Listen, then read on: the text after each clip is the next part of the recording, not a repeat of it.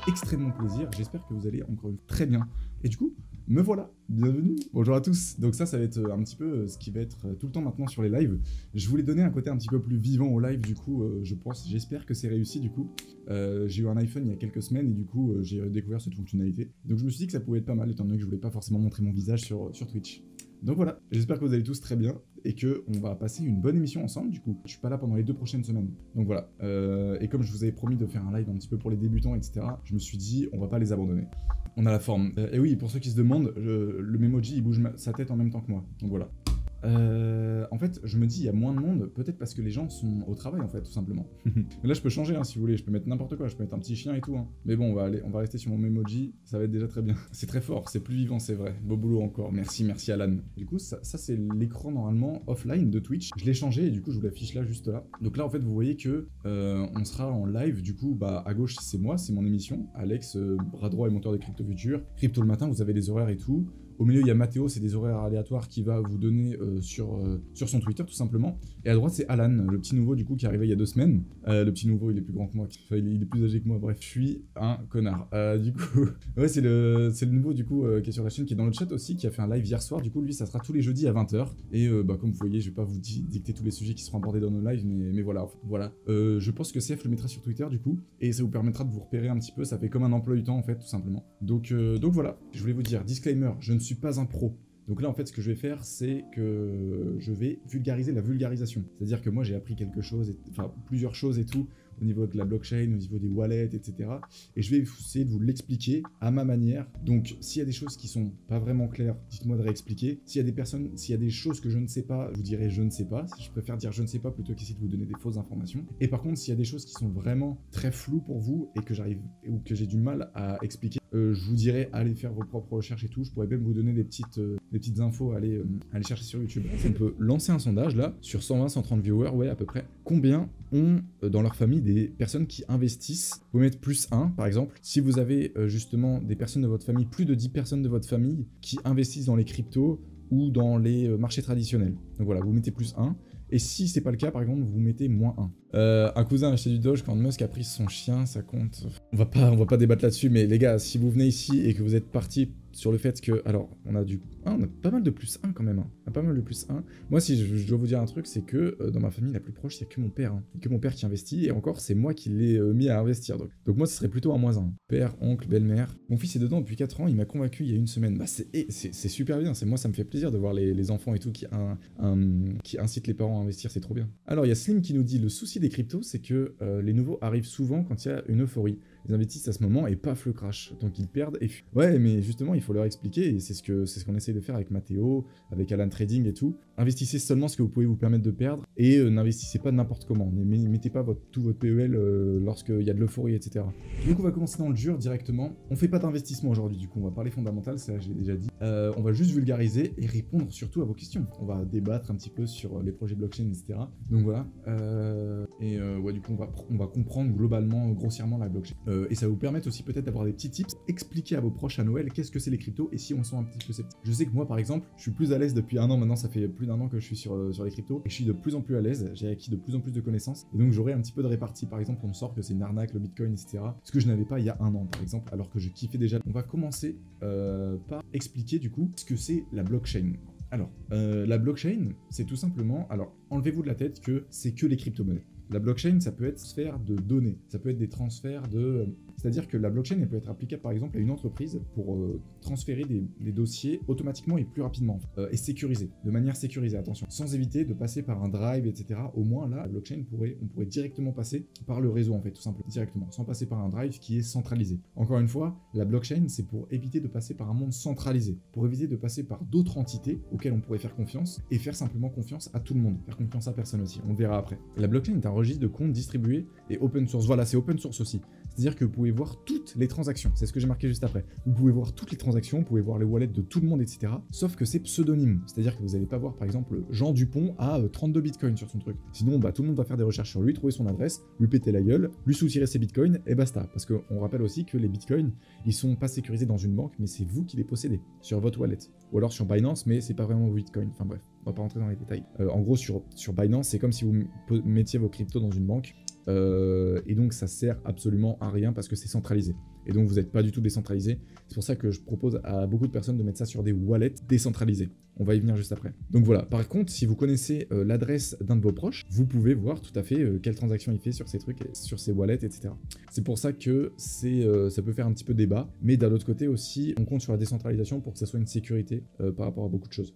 Mais on a eu des cas, comme cet été, je crois, un jeune de 19 ans qui a été torturé, qui s'est fait soutirer des crypto-monnaies pour plus de 100 000, 200 000 dollars, je crois. Enfin bref, c'est énorme. Mais du coup, on cherche, il y a beaucoup d'entités qui essayent de chercher des alternatives, justement, à trouver de la sécurité là-dedans. Et encore une fois, je vous rappelle, la blockchain, c'est pas simplement des crypto-monnaies, c'est pas simplement de l'argent. On a juste utilisé l'argent comme première application de la blockchain parce que c'était le plus simple en fait. C'était la première chose à laquelle il nous venait à l'esprit quand on pensait à transactions entre êtres humains. Transactions entre êtres humains, ça peut être des transactions de baguettes de pain quand tu vas à la boulangerie, mais généralement c'est plutôt de l'argent. Ce petit graphique, j'ai envie de dire, pour vous montrer la différence qu'il y a entre les banques et le système classique centralisé, et la différence avec la blockchain du coup. Alors à gauche, bon là c'est la blockchain avec des bitcoins, forcément c'est pas très représentatif, mais en gros, sachez que déjà aussi il y a plusieurs blockchains. Tous ceux qui veulent savoir, il n'y a pas qu'une seule blockchain, il y en a plusieurs, mais ça on y viendra un petit peu après. Il y a le système bancaire normal. Quand vous voulez faire une transaction, par exemple, je prends toujours l'exemple de la copine, parce que c'est à ma copine que je fais le plus de virements, de remboursements, etc. En gros, vous envoyez pas de l'argent directement au compte de votre copine, en fait. Il faut bien comprendre ça. Ce qui se passe quand vous envoyez un virement, par exemple, à votre copine, à votre père, à votre mère, peu importe, à vos proches, vous allez, en fait, la banque, vous allez demander à la banque, voilà, moi, normalement, j'ai telle somme sur mon compte. En réalité, vous n'avez pas cette somme sur votre compte, c'est la banque qui vous dit, voilà, on vous doit, par exemple, vous avez 5 000 € sur votre compte, on vous doit 5 000 €. Vous n'avez pas 5 000 € dans votre poche. Donc, un jour, probablement, si tout le monde veut récupérer ses billets à la banque n'arrivera probablement peut-être pas à rembourser toutes ses dettes. Il n'y aura plus de billets peut-être dans les distributeurs, etc. Sauf que ça, très peu de personnes en ont conscience, et c'est seulement le jour où ça va arriver que les gens vont se dire « Merde, j'aurais dû peut-être mettre mon argent autre part », notamment dans le blockchain, sur un wallet décentralisé, où il n'y a aucun accès sur les gouvernements, enfin les gouvernements n'ont aucun accès à ça. Du coup, en fait, ce qui va se passer, c'est que l'argent va faire « Ok, eh ben, sur toi, sur tes chiffres qui a marqué 5 000, on va te retirer 20 € parce que tu vas envoyer 20 € à ta copine. Donc, tu n'as plus que 4 980 €. Et sur l'autre banque va contacter la banque de votre copine et va dire Ok, bah nous, on a retiré 20 €, il veut envoyer à un compte qui est sur votre banque, bah, est-ce que vous pouvez mettre 20 € s'il vous plaît ?» Donc, ils vont faire ça sur son compte, et c'est simplement des chiffres, en fait. Il n'y a rien de réel en fait là-dedans, c'est simplement des copier-coller, c'est simplement des fausses transactions en fait. On vous fait croire que c'est des transactions alors que c'est pas vraiment des transactions. Je sais pas si vous comprenez. Quand vous mettez votre argent sur Binance et Coinbase, vous êtes encore centralisé. Vous avez seulement une alternative aux banques, c'est sûr, sauf que vous n'avez pas une alternative à la centralisation, vous n'êtes pas décentralisé. Vous êtes toujours centralisé parce que quand vous déposez par exemple, bon, tout à l'heure, j'ai déposé des EGLD sur Binance, j'ai déposé ça sur un wallet centralisé. C'est-à-dire que j'ai dit à Binance, tenez, je vous donne 6 EGLD, mais ils sont à moi, hein. Mais je vous les donne, je vous les confie. C'est un peu ça en fait que j'ai dit. Alors que quand je l'envoie sur un wallet dans la blockchain, je me l'envoie à moi directement. Je demande à personne.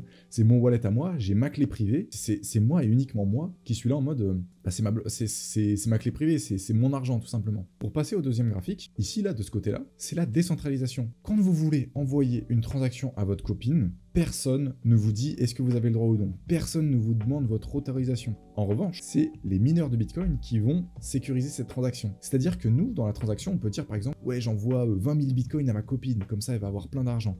On peut tricher là-dessus. Ça, c'est sûr et certain, on peut tricher. C'est de plus en plus compliqué, mais on peut dire ça. Sauf que la copine, elle va pas recevoir les 20 000 bitcoins. Pourquoi? Parce que tous les ordinateurs, ils vont effectuer des calculs et ils vont bien voir en fait que la transaction, elle est fausse. Ils vont vérifier est-ce que j'ai bien les fonds sur le compte. Ils vont vérifier tout un tas d'informations sur le wallet crypto, etc.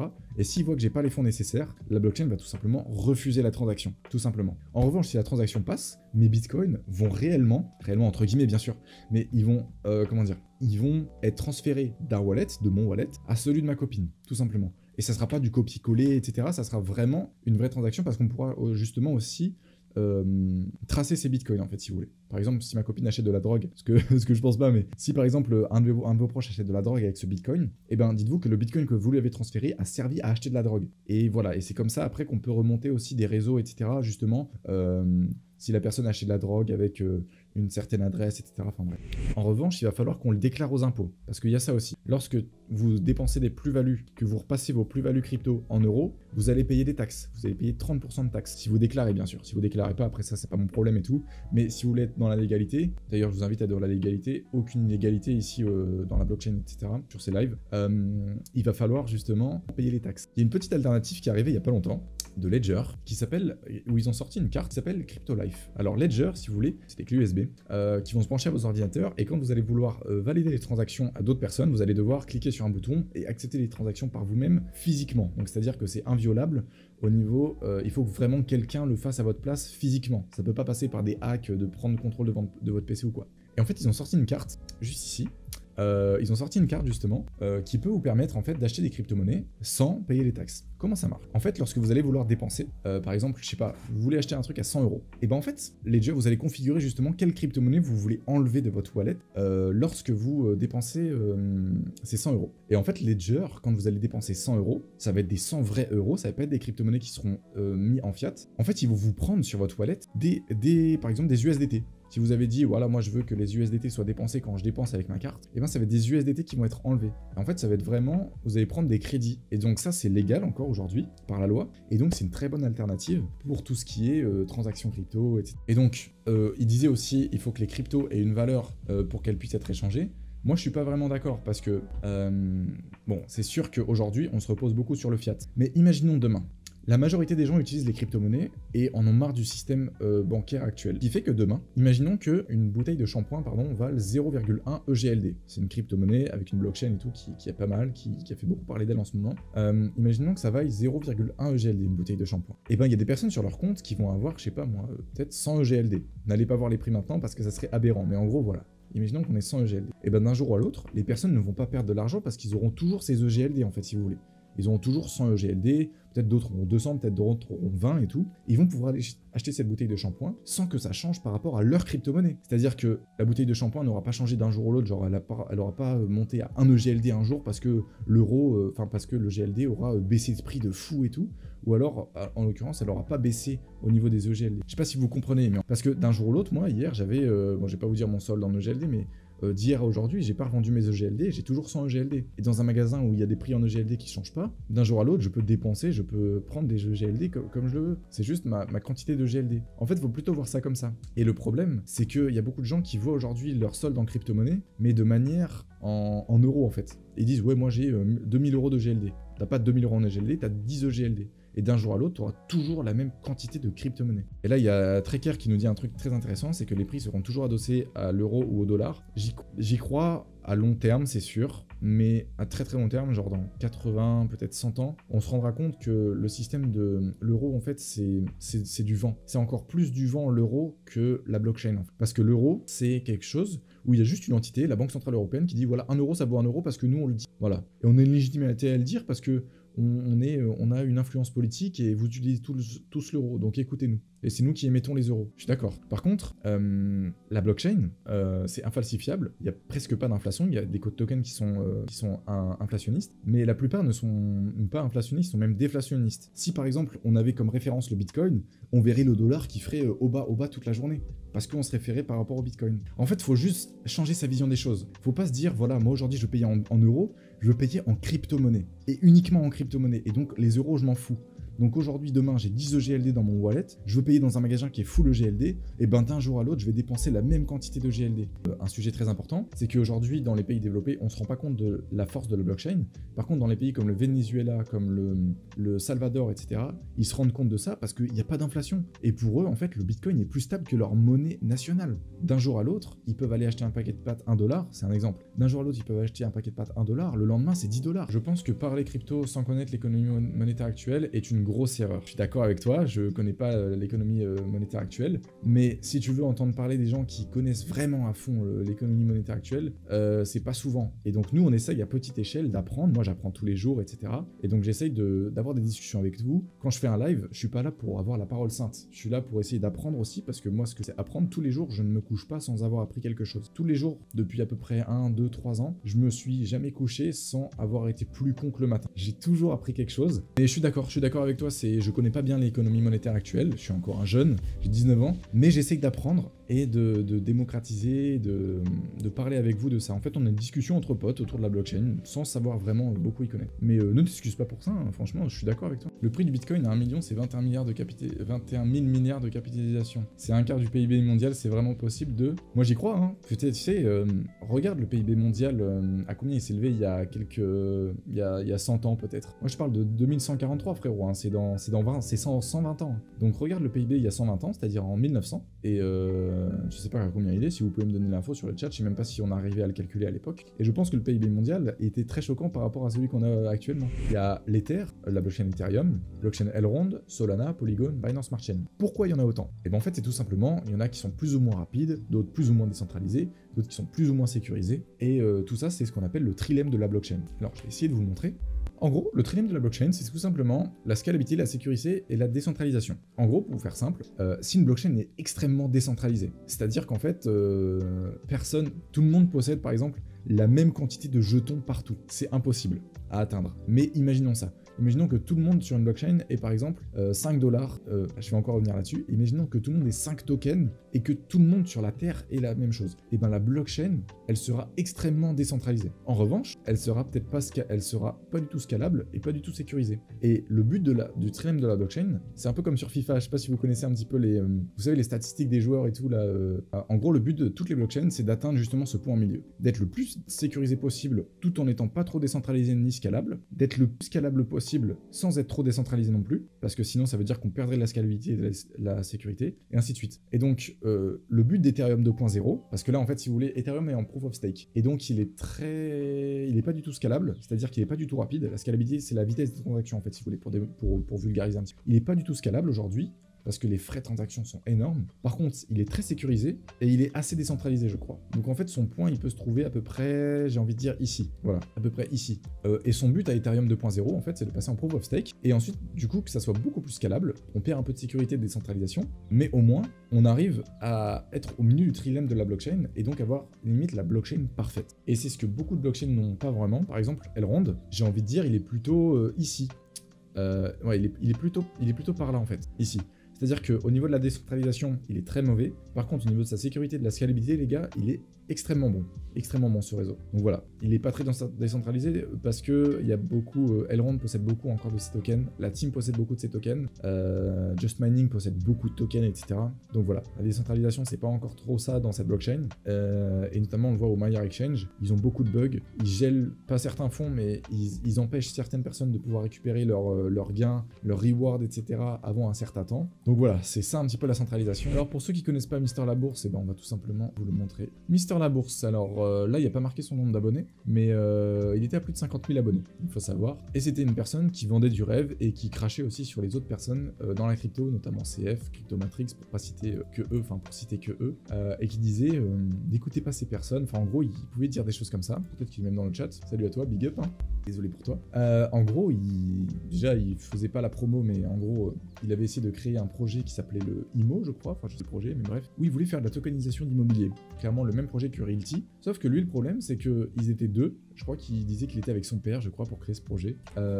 Et en gros il disait qu'il était avec son père, qu'il avait des rendez-vous avec des avocats, etc. qui créaient. Le site était à chier, clairement, jamais j'aurais mis mon argent sur un site comme ça. Il faisait des ICO, je sais même pas s'il a déclaré l'argent qu'il a eu en ICO et tout, et il a arnaqué beaucoup de personnes, notamment surtout sûrement sur ce projet, et aussi sur d'autres projets, notamment un projet qui s'appelait Shiba Burn. Un projet qui est sorti il y a quelques semaines, où il en a fait la promo allègrement. Asher lui a dit que c'était pas une bonne idée de faire ça, dans la bienveillance, il a pas critiqué, il a pas insulté, rien du tout. Et en gros, il faisait la promo du Shiba, il disait ouais la Shiba Army et tout machin, et du coup il y a beaucoup de personnes, peut-être je sais pas combien de personnes qui étaient crédules, j'ai pas envie de sortir de chiffres, mais sur les 50 000, il devait bien y avoir au moins peut-être 1000, 2000 personnes qui croyaient en ces paroles, ce qui est très triste, et j'en veux pas du tout à ces personnes, c'est pas ces personnes qui sont fautives, c'est peut-être qu'elles sont arrivées dans les cryptos grâce à cette personne, et qui au final se fait complètement pigeonner en fait. J'ai sorti un token qui s'appelait le Shiba Burn. Tout le monde peut créer son token, hein. C'est pas sorcier de créer son token. Et il a dit achetez du crypto. Non, il a pas dit acheter. Il a dit n'investissez pas. En revanche, si vous investissez, vous allez avoir des rewards en Shiba. Trop bien. Si vous investissez, vous allez avoir des burns au niveau du Shiba. C'est-à-dire que la supply elle va diminuer. Trop bien. Sauf que lui, il avait masse de Shiba. il avait masse de Shiba. Il avait pas l'air méchant, MLB, c'est fou. Il avait pas l'air méchant, mais crois-moi, pour une personne qui est comme moi dans la crypto, et encore, je suis pas vraiment dans la crypto, je suis pas un youtubeur ou quoi, crois-moi, ça se sentait dans son discours qu'il était... il y avait des arrière-pensées. En tout cas, moi, je le sentais. Déjà, d'une part, parce qu'il crachait sur les autres youtubeurs crypto. Pas tout le temps, mais il crachait souvent en disant ouais, il y a des youtubeurs qui ont parlé de ça et tout. Moi, j'y crois pas. Machin, surtout au niveau du Shiba. Shiba, c'était son token de référence. Il a sûrement dû faire beaucoup de gains avec ça. Et du coup, il disait à tout le monde d'investir. Aujourd'hui, j'ai fait beaucoup de gains avec le ride et avec EGLD. C'est pas pour ça que je vais vous dire d'investir. Clairement pas. Surtout qu'il est très haut. Le fric, ça rend fou certaines personnes. Ouais, c'est ça. Il fait souvent la promo des shitcoins, carrément. Bon, maintenant, il le fait plus du coup, apparemment, parce qu'il a fermé sa chaîne. Mais voilà, en tout cas, s'il passe par la rediffusion Twitch, rediffusion YouTube ou alors sur live Twitch, big up à toi. Et j'espère que tu vas changer ta mentalité parce que je te souhaite pas le pire pour toi. J'espère juste que tu vas changer ta mentalité et que tu vas faire un mea culpa pour tout. Et tu vas plus être la personne méchante et la personne avec des arrière-pensées. Petit tips, et pour ceux qui sont sur le Maillard Exchange, je vais vous montrer un truc. Alors, j'espère pas montrer trop de la merde. En gros, tu penses quoi de GLD sur le moyen terme? On va en parler juste. En gros, je vous montre ça. Là, vous êtes sur le Maillard Exchange. Bon, normalement, c'est ce que vous voyez en vous connectant le matin. Vous cliquez sur Connect. Vous cliquez là. Maillard App, on est d'accord?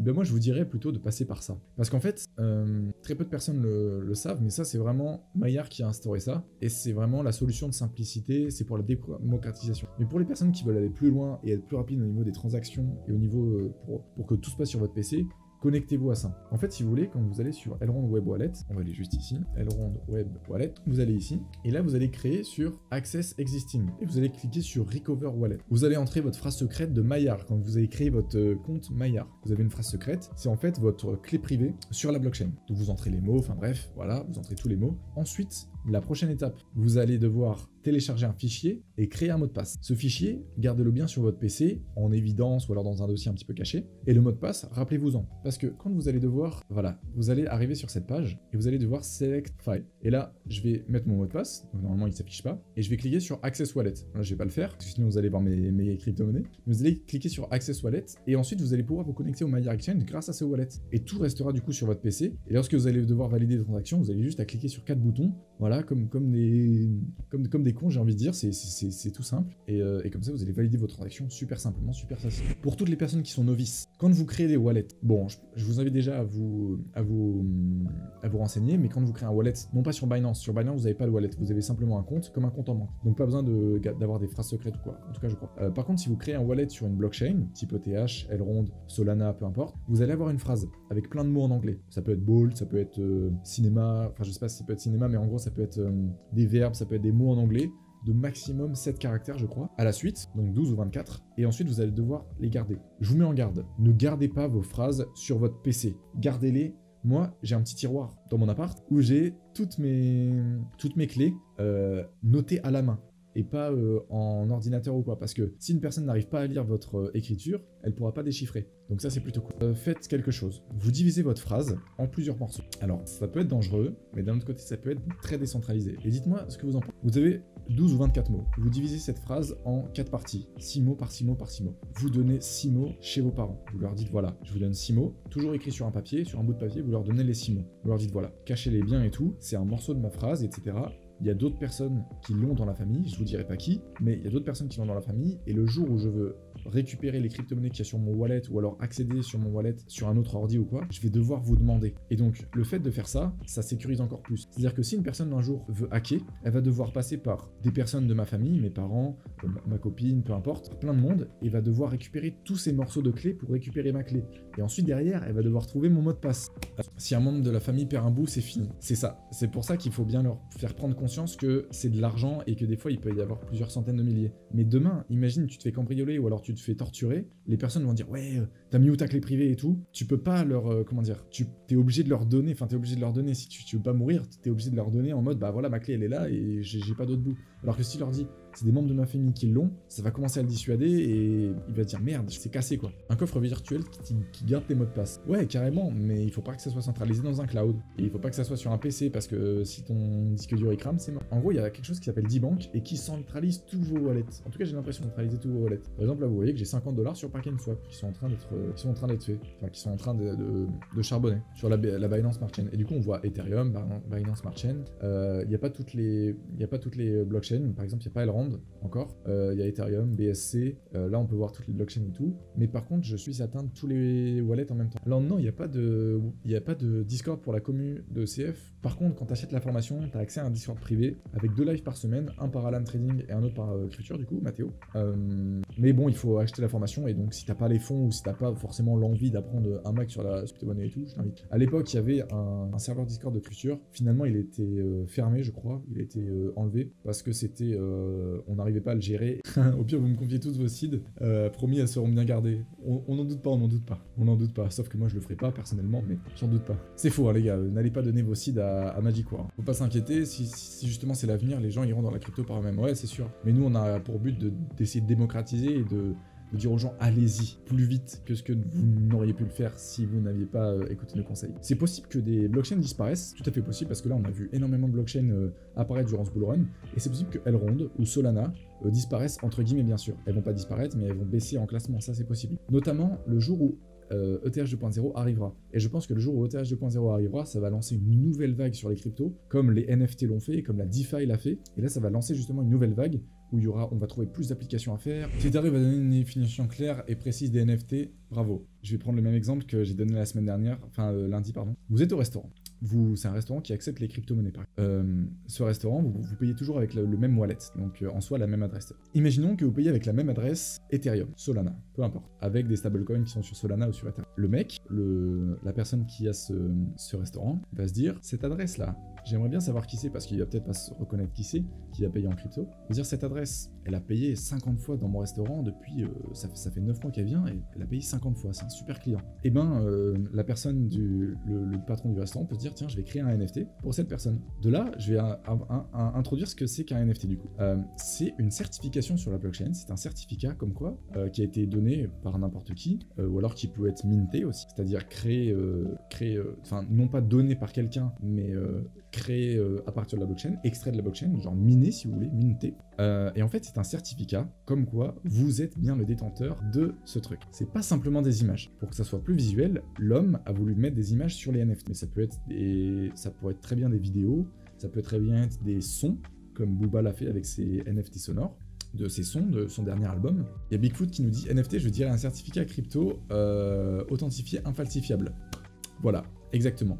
Mais c'est infalsifiable, pourquoi? Pour la blockchain. C'est important de comprendre ça pour la blockchain que ça. C'est-à-dire que c'est cette adresse qui est détenteur de ce NFT et qui a le droit par exemple à des places VIP pour un concert comme je disais, pour un concert de Booba. Dans ce restaurant, il a ce NFT parce que on peut très bien dire, on peut très bien créer un programme, un smart contract qui dit, bah voilà, les 10 premières personnes qui arriveront à 50 commandes dans mon restaurant en crypto-monnaie avec la même adresse recevront un NFT.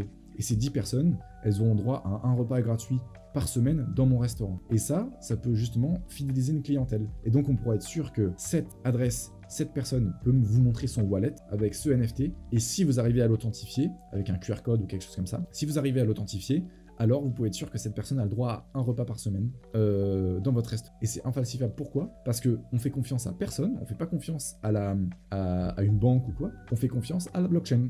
Et la blockchain, étant donné que c'est infalsifiable, parce qu'il y a énormément de sécurité, notamment grâce aux mineurs de Bitcoin, notamment grâce aux personnes qui font du stacking, etc., qui font fonctionner la blockchain, étant donné que c'est infalsifiable, on pourra être sûr que cette personne a bien ce NFT. Donc voilà, on voit des fois des news en mode un CryptoPunk c'est une collection de NFT qui a été mis en place, etc. Enfin bref, où il y a justement, où il y a des CryptoPunks, des images qui ont différents attributs. Et donc les gens n'achètent pas l'image, parce que c'est clairement l'image, les images sont moches, mais ils achètent les attributs. Et c'est comme les cartes Pokémon, en soi c'est qu'une carte, mais étant donné que c'est rare, et ben les gens veulent en acheter, et c'est prestigieux d'avoir un objet comme c'est prestigieux d'avoir un CryptoPunk avec des putains d'atouts. ETH 2.0 on sait pas, à la base ça devait sortir en 2019, puis 2020, puis 2021, là c'est repoussé à 2022, mais en fait si tu veux, c'est très long et du coup on sait pas encore exactement, on espère que ça arrivera en 2022, avec la chute du bull run et tout, on sait pas, on verra, mais 2023 en tout cas, j'espère que ça sera déjà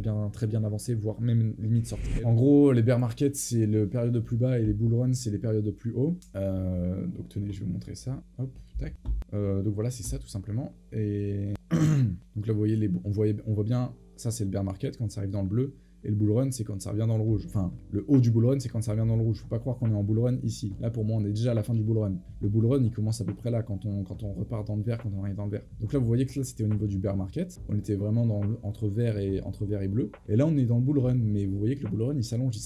Et on est en train de se demander, Enfin, moi, je suis en train de me demander, là, on reste beaucoup dans le jaune. Est-ce qu'on va pas tout simplement rester dans le jaune, en fait? C'est ce que je me dis. Et pourquoi pas atteindre un Bitcoin à 120 000 $, peut-être en 2023, en décembre 2023. Parce que là, en fait, ce que tout le monde veut voir, c'est ça, c'est ici, là. Voilà, mars, avril, mai, à peu près, c'est ici. Nous, on veut toujours voir ça, là. Un Bitcoin à 216 000 $. C'est ce que préconiseraient normalement les targets. Sauf que vu comment on est là, on a l'impression qu'on est plutôt dans un range, un espèce de range, quoi, et qu'on va plus jamais revenir au niveau du rouge. Donc on verra. Mais en tout cas, ce que je voulais vous dire, c'est que si on a vraiment une fin de bull run, genre en avril ou mai, que ça redescend à fond dans le bleu, là, je vous dis, réinvestissez non pas seulement sur le Bitcoin, mais sur d'autres petits altcoins. Quand je vois à quel niveau était Solana quand je suis arrivé dans la blockchain, dans les cryptos, et à quel prix aujourd'hui il est, croyez-moi, j'aurais pu faire un x200. Et un x200, même pour le peu que j'aurais investi dessus, j'aurais kiffé, réellement. En tout cas, j'espère que ça vous aura plu, j'espère que ma petite tête là vous aura plu aussi. Sur ce, je vous rappelle encore une dernière fois que les lives de Crypto Matin, c'est tous les lundis à partir de 9h, jusqu'à 10, 11h, ça dépend quand est-ce qu'on veut.